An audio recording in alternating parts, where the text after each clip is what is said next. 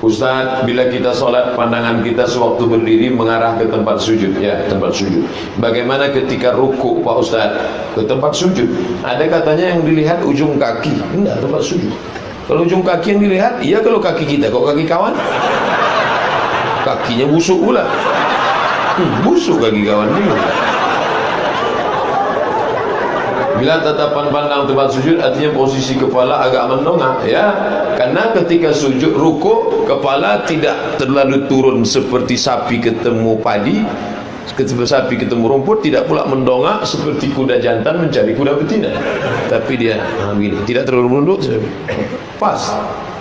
Begitu. Andai diletakkan bejana di atas tengkuknya, tidak tumpah. Balik dari sini, ambil mangkok, letakkan tengkuk. Bila tetap pandangan ke tempat sujud, artinya posisi kepala agak mendongak dengan mata agak melotot. Tidak melotot. Sedangkan saya punya sakit vertigo, tak bisa mendongak. Ini an-nadir kal ma'dum. Orang yang jarang karena kasuistik, maka tidak masuk dalam kategori ini. Orang vertigo tidak bisa dibuka matanya, dia harus tetap. Karena kalau dia buka, goyang dunianya.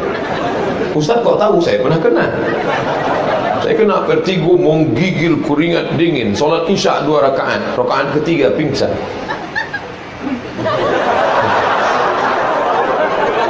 Akhirnya saya pergi ke rumah sakit. Waktu itu belum menikah, masih lajang. Jamaah yang punya rumah sakit, Ustaz Somad, ini kita ke rumah sakit, ya. Lalu kemudian sampai di rumah sakit, dikasih dokter. Dokternya masih muda, belum nikah, cantik. Setelah keluar ditanya sama jamaah, gimana Pak Ustaz? Hilang vertigonya? Gempa Pak, saya bilang. Kata dokter, Bapak tidak sakit apa-apa, hanya perlu istirahat tidur 2 bulan di kamar. Gak bisa. Datang kawan, bekam. Di atas kepala 1, di belakang 5. Alhamdulillah sehat. Nah, maka vertigo itu obatnya bekam. Kata kawan terapis bekam, nanti setelah bekam ini datang lagi kemari bulan depan. Sampai sekarang saya nggak datang-datang. Karena nggak ada kumat. Kalau kumat baru datang lagi. Apabila sujud, apa mata kita tetap terbuka, tertutup, atau gimana Pak Ustaz? Solat itu buka atau tutup? Lihat, ketika Nabi sakit, yang jadi imam Abu Bakar Siddiq. Ketika imamnya Abu Bakar Siddiq, lalu Nabi datang ingin solat berjamaah. Sahabat menepuk tangan. Mereka tepuk tangan. Mereka ingin ngasih tahu Abu Bakar itu ada imam datang tuh.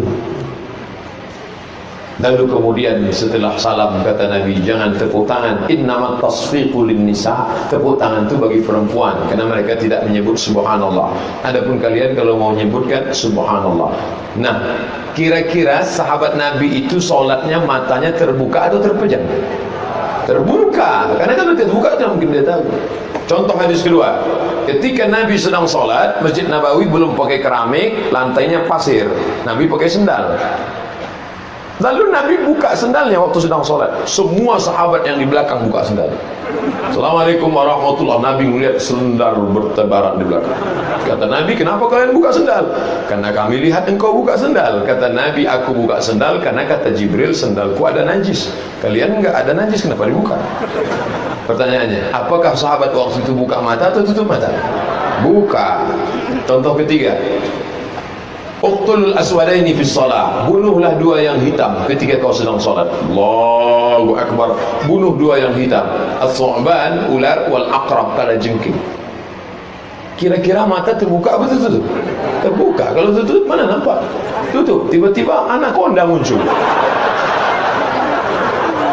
Baik waktu tegak maupun waktu sujud. Bahkan ada dokter buat penelitian, ketika rukuk dan sujud membukakan mata, itu latihan untuk sensor mata, melihat dari jauh, melihat dari dekat. Maka kornea matanya lebih sehat. Tanya THT, telinga hidung tenggorokan. Salah, dokter mata lah.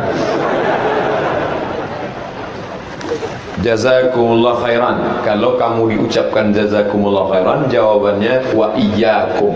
Wa iyyakum itu artinya you too, kamu juga. Matur suwun. Jazakumullah khairan. Ini banyak orang jazakumullah khairan. Wa iyyakum.